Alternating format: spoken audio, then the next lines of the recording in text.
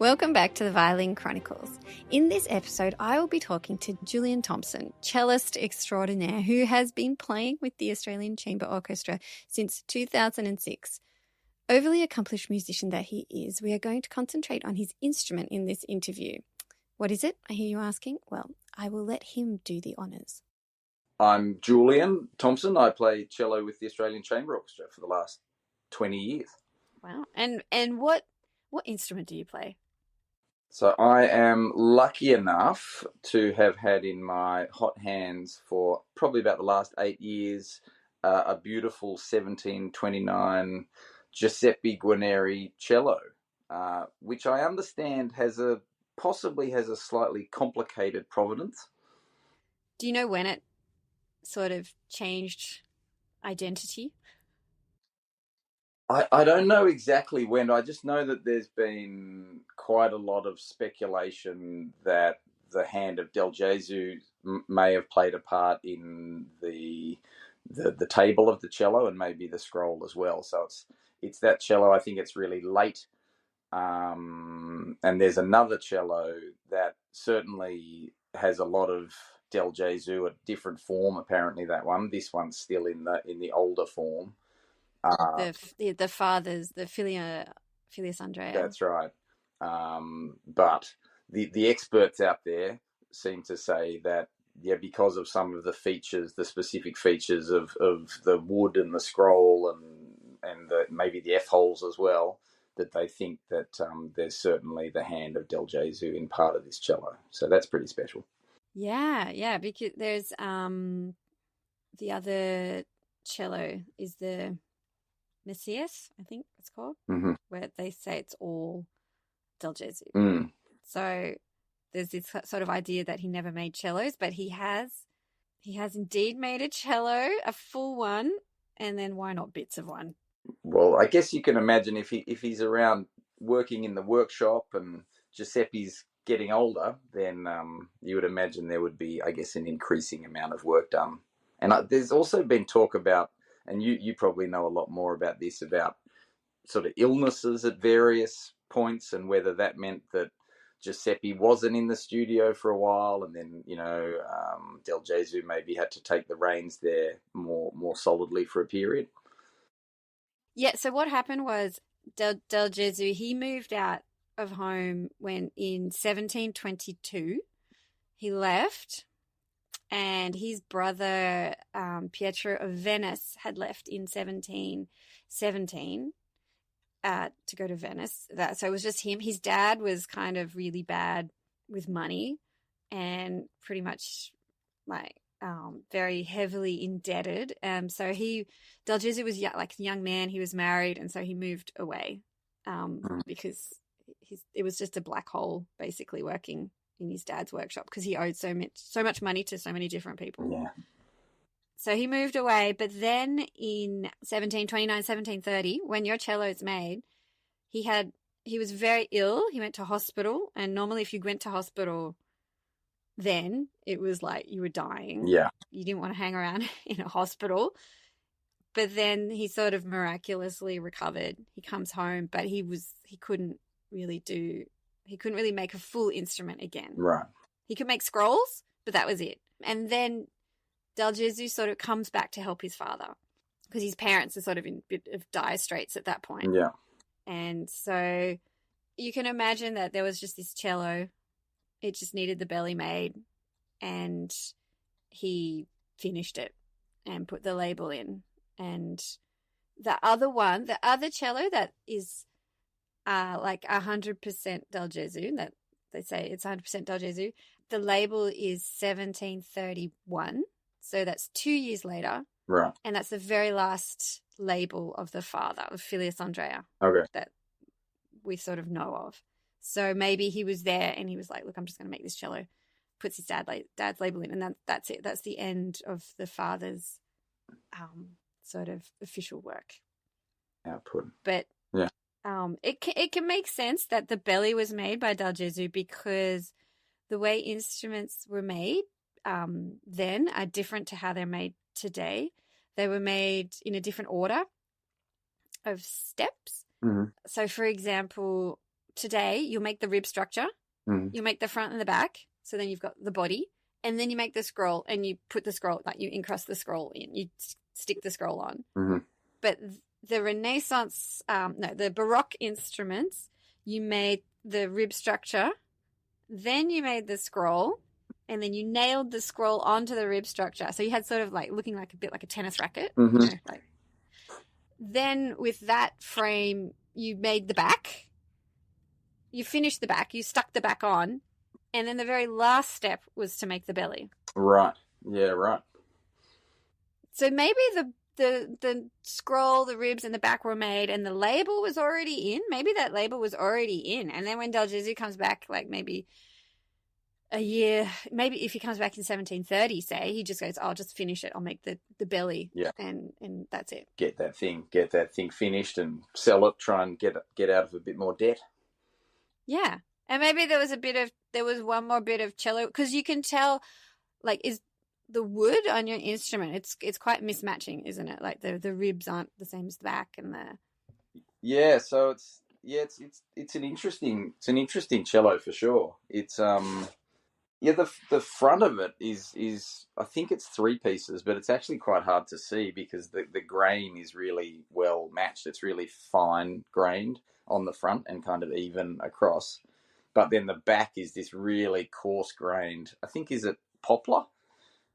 It's slab cut, isn't it? It's cut like, instead of being cut like a piece of cake, it's cut like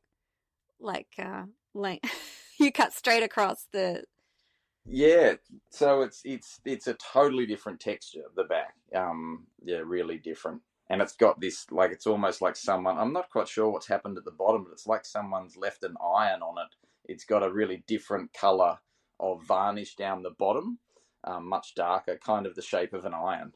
Okay. Yeah, I don't know what's happened there, but it's and then the ribs are different again. So it's so that they look pretty uniform. The back's its own thing, and then the front's its own thing. And the scroll, from what I remember, it's not maple, is it? I think it's beech, maybe. Different wood that's not maple. Not maple. And it's almost like he was looking around and he just grabbed whatever bits of wood were hanging around. Mm-hmm. Yeah. Well, yeah, absolutely, it does. Although the front of it, I'm often, when I look at this cello, I'm amazed. Like, you really can't even see where the joins are because the grainage, it just seems really well matched. So that part of it at least looks really deliberate. It's very fine. Can I just see the belly again? Yeah. Do you think could it almost be like violin wood that they used for? Because normally you'd use like a thicker wood for a cello, wouldn't? Like the wider grain lines. Yeah. It does look more sort of violin fineness of the grain, and it's all the way across it. I played another Guarneri there for a bit, a 1721 Guarneri, which it had much coarser grainage. It was interesting because I think it had the grainage. I guess you'd kind of, I don't know if this makes any sense, but you kind of feel that intuitively you might want a coarser grainage on the bass side and a finer grainage on the treble side. But I think that that's what some makers do. Yeah. They do that. Yeah. I think that other Guarneri actually had the opposite of that. So it had really coarse grainage on the treble side. Cool. And do you know so your cello is called the Weiss cello? Weiss, yep. Is that like Weiss bars? Not Weiss bars, no. Not to be confused with Weiss bars. No. So this, I was like, maybe that philanthropist like made all his money from ice cream. No. No, this cello was gifted to the ACO by Peter Weiss, the Australian businessman and sort of fashion designer. Yeah. And fashion, not ice cream. Yeah. And he loved the cello. He played the cello as a younger man and was always very interested in supporting the arts and supporting the cello in particular. And so Tippy, our principal cello, found this cello at Beers, must be about 16 years ago or something like that. And then Peter provided the funds and the support to buy it and bring it back. Yeah, so we've had it since then. Cool. Do you feel like playing on an instrument that has the history that your one does? Is it different to play sort of? Is it different playing an instrument in the knowledge of the history that it's had, as opposed to say a modern instrument? I think, yeah, look, I do think it's different. I think you pay more attention to the personality of the instrument.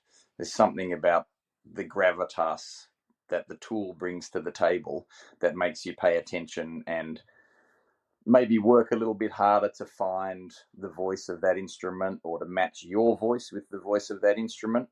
Whereas maybe with a more modern instrument, I mean, they've got their own personalities too, and they need, playing in and treatment in a certain way.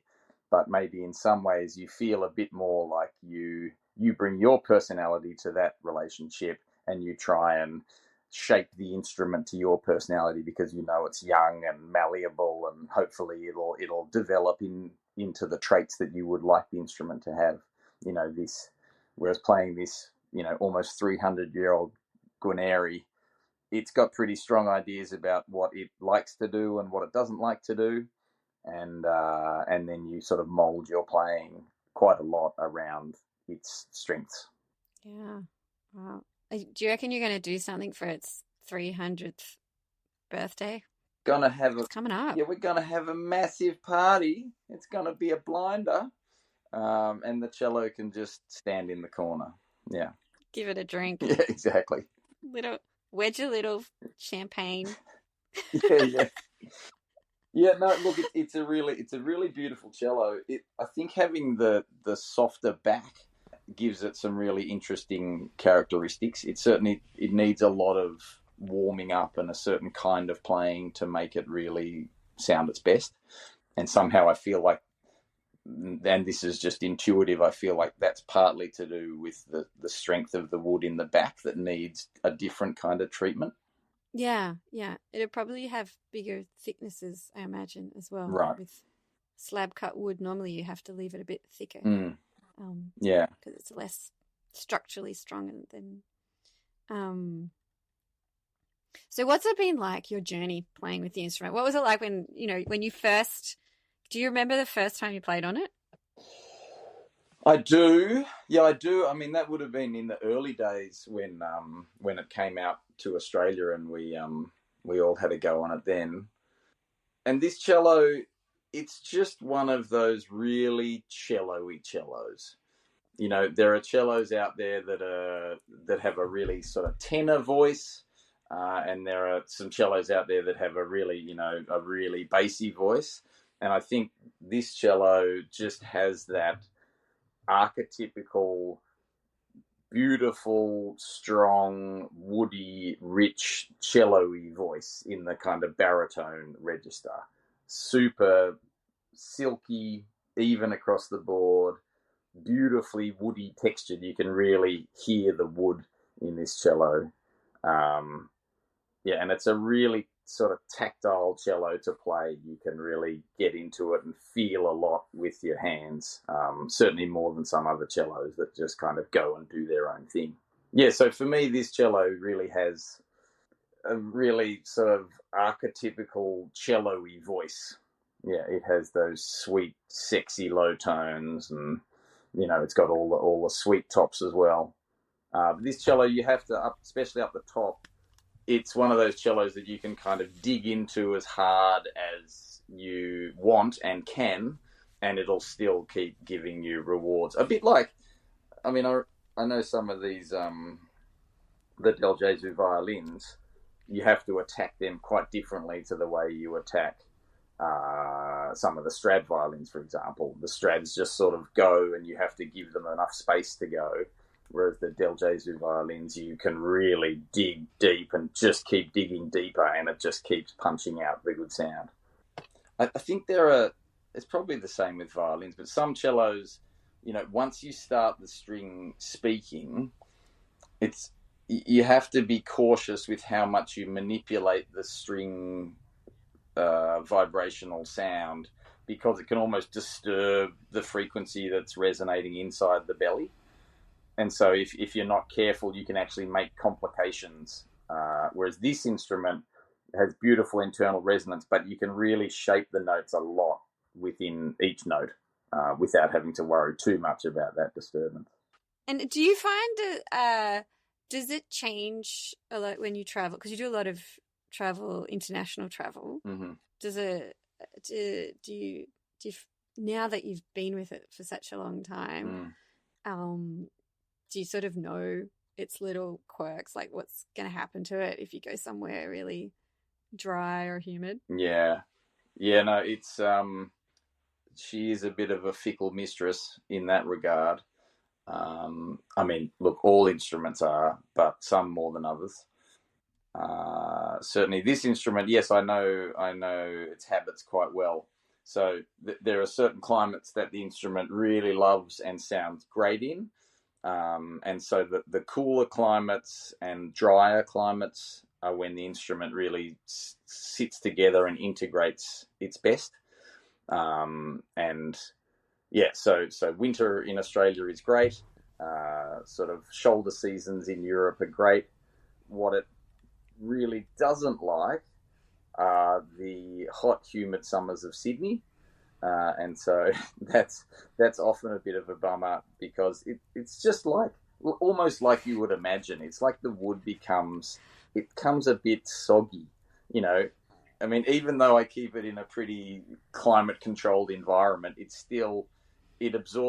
must absorb a decent amount of humidity from the air, and it really changes how well the thing speaks. It still sounds great, but it's just not as easy to play.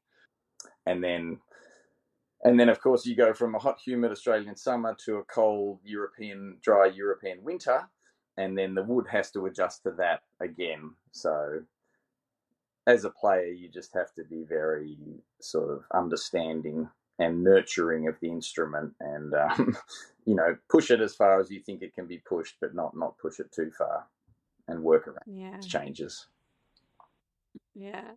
And so for people listening to this, I have a lot of American listeners. You're in the ACO and your ACO rehearsal studios. Can you explain exactly where they are? Right. The Australian Chamber Orchestra. That's right. Rehearsal studios. Yeah. So the Australian Chamber Orchestra rehearsal spaces now are just on the far side of Harbour Bridge. The Harbour Bridge. Yep. The Harbour Bridge, and out on a pier, so actually over water, over Sydney Harbour. You're literally on the water. If you drill a hole down, you're in the water. That's right. Yeah.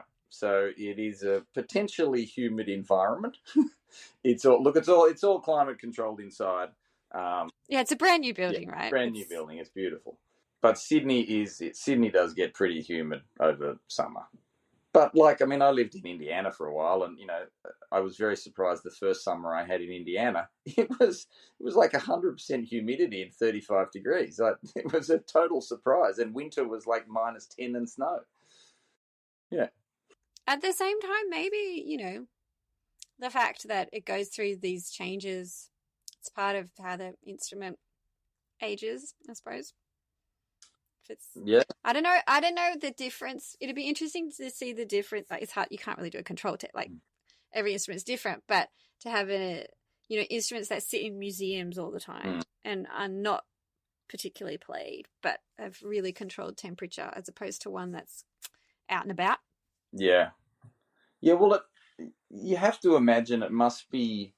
These instruments have seen a lot of seasons, a lot of different playing, a lot of possibly fallow periods of not being played that much for a while, and that all has to play a role. I mean, you must see it with all the instruments that you see, that these instruments, if they're not played for a decent period of time, even weeks or sometimes days or months, when you come back to them, they sound really different. Like they need to be played back in.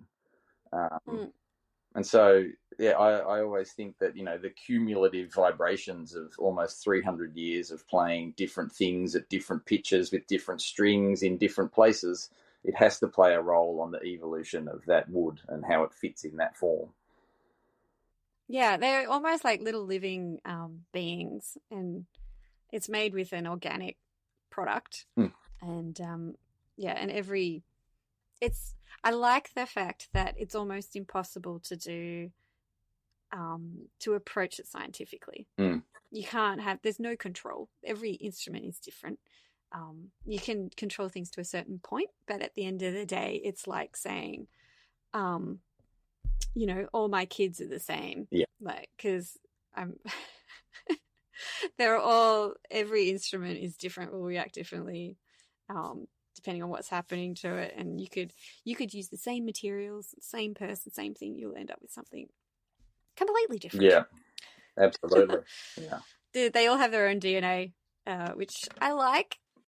I mean, that's one of the joys, though, too, of playing these old instruments, is that, they are a bit moody. And you have, with that moodiness, you have days where, you really have to think hard about how you get the best out of the instrument that day. And other days, though, when obviously the instrument's feeling great, when it can just do whatever and it sounds fantastic. I don't know, I feel like if you had an instrument that just sounded amazing all the time, which, these instruments do sound great all the time, but within a variety, that then the responsibility is entirely with you. That's tough. You can never blame the instrument. That's right. Right. Now, we did this crazy film shoot for the ACO over in Nalu Station over in the northwest of WA for this surf film that we were making at the time, as you do, as a chamber orchestra. And as part of that, we played a gig over there, and it's like full desert meets the sea kind of country. And we played a gig in the old shearing shed. It's an old sheep station over there. And played a gig for a bunch of, fishermen and surfers in a shearing shed on Nalu Station. That was pretty cool. Was it hot? Man, they get hot. It was so hot. It was brutal. Did you get some fleece? Did they give you a bit of sheep fleece? Nah, no fleece. Were they weren't shearing, were they? Nah, not shearing at that time. We did get some great footage and made a pretty banging film, so that was cool. Can you see it still? Yeah, it's out there. The Reef. Check it out. The Reef. Yeah, The Reef, yeah.